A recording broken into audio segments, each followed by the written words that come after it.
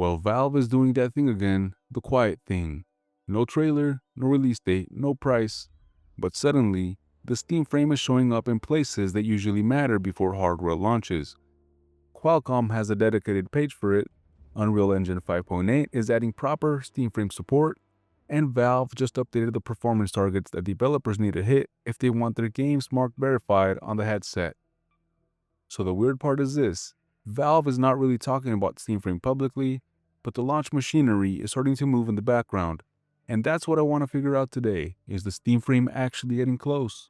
Or are we reading too much into a bunch of boring developer updates?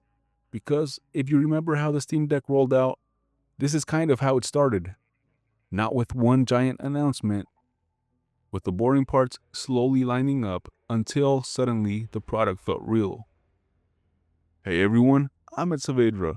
Welcome back to the channel. Today, I want to talk about the Steam Frame because I think this is the first time in a while where the headset feels like it's moving from interesting Valve idea to, okay, this might actually be getting ready. And I want to be careful with that. I'm not saying that it launches tomorrow, but here's the thing, and keep this in mind as we go through the details. When hardware is getting close, it is not always the trailer that tells you something is happening. Sometimes it's the boring stuff. The chip partner page, the engine support, the developer documentation, the performance tools. This is the stuff that normal people do not usually care about. But it matters because it tells us that Valve is getting the pieces ready. And with Steam Frame, that setup is starting to look a lot more complete. Let's start with Qualcomm. Qualcomm now has Steam Frame listed on its official XR and VR device finder. Now, for people that don't know the company, Qualcomm is the company behind the Snapdragon 8 Gen 3 chip inside of the Steam Frame. So this is not just a random listing. No, this is the chip company that is publicly listing Valve's headset as a real XR device. On the page, Steam Frame is described as a premium VR headset using the Snapdragon 8 Gen 3 mobile platform, with flagship class performance, advanced CPU and GPU performance, AI acceleration, and fast connectivity. Now, I do not think that we should overreact to that. A Qualcomm page does not mean that you can buy the headset next week, but it does mean that the Steam Frame is actually showing up on official sites now. This is not just a leak, this is one of Valve's hardware partners putting the product on its own site. Now, if the Steam Frame was still miles away, I would not expect all of these pieces to actually start lining up like this. The next part is Unreal Engine. Unreal Engine 5.8 preview is out now, and Valve's own documentation says that with Unreal Engine 5.8, Epic has taken the engine changes needed for Steam Frame. The simple version is this: developers should not need to manually change Unreal Engine code just to use the Steam Frame plugin. That matters a lot more than it sounds. Before this, Valve's documentation talked about special branches, cherry-picking changes, and doing extra setup, which is fine for some developers, but if you want a headset to have a healthy launch library, you do not want every developer fighting the engine just to get started. You want the path to be simple, use the plugin, target the headset, and start optimizing. And because Unreal powers a lot of VR games, that is a big one. To me, it says Valve is not just building the headset and hoping the developers figure it out later. They are trying to make sure that the tools are there first. There was also one technical part that sounds boring at first, but it does matter a lot. Variable rate shading. Valve says the Steam Frame Unreal plugin supports it. Basically, this lets the headset put more rendering power where you are actually looking and less power around the edges of your vision. That is called foveated rendering. And for a standalone headset, that is pretty huge, because Steam Frame is not going to have a giant desktop GPU inside of it. It is using a mobile chip. So the question is not just how powerful is it, the question is how smart is Valve going to be with that power. If the headset can use eye tracking and foveated rendering properly, it can get more out of hardware than the spec sheet might make you think.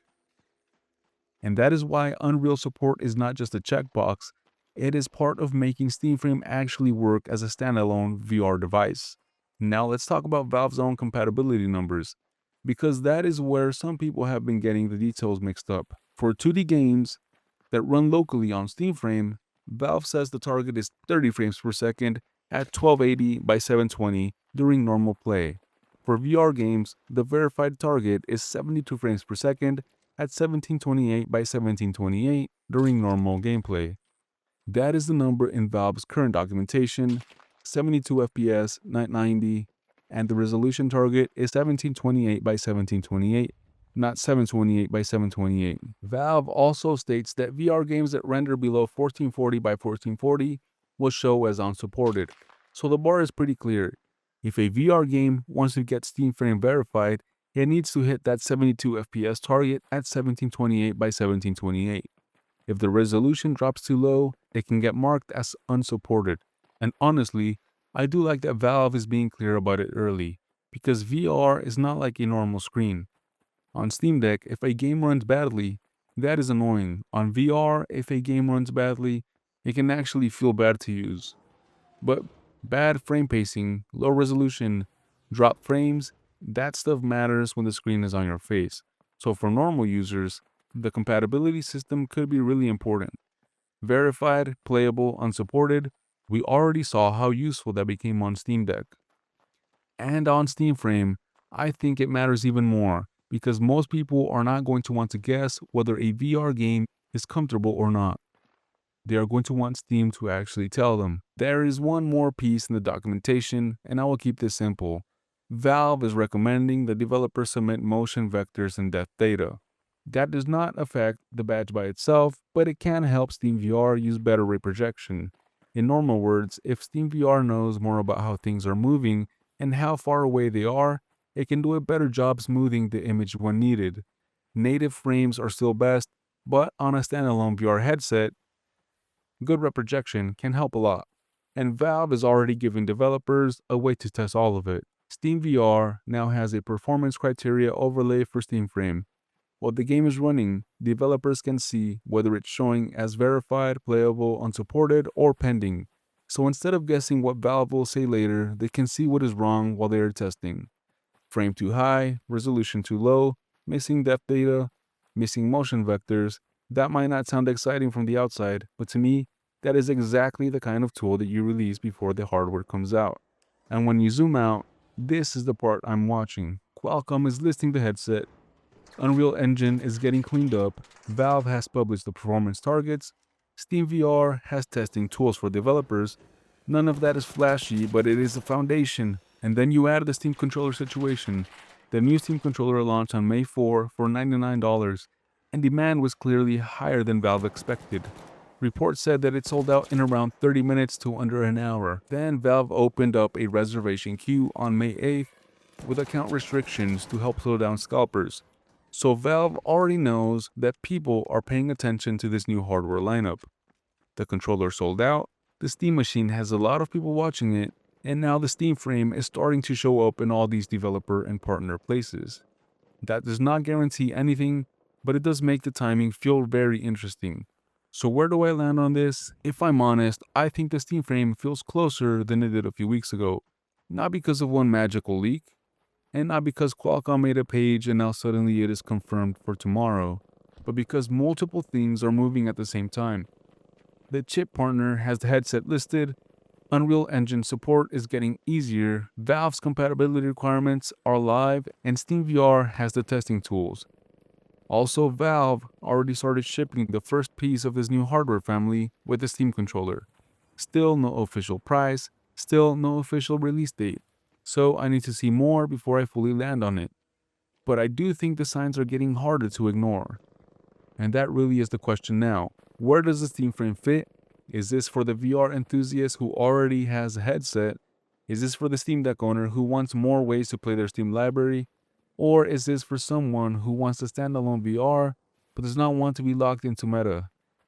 That is the part that I am trying to figure out. Because if Valve can get the price right, and if the compatibility system works the way Steam Deck Verified works, this could be a really interesting device. But if the price is too high or the launch library is messy, then it becomes a much harder sell. So now, I want to know what you guys think. Are you still interested in the Steam Frame, or has the wait been too long? And if this thing launches this year, what price would make you buy it day one? Drop your thoughts in the comments below, and if you want more Steam Frame, Steam Machine, Steam Controller, and SteamOS coverage, make sure to subscribe. I'm at Saavedra. Thanks for hanging out, and I'll catch you all in the next one.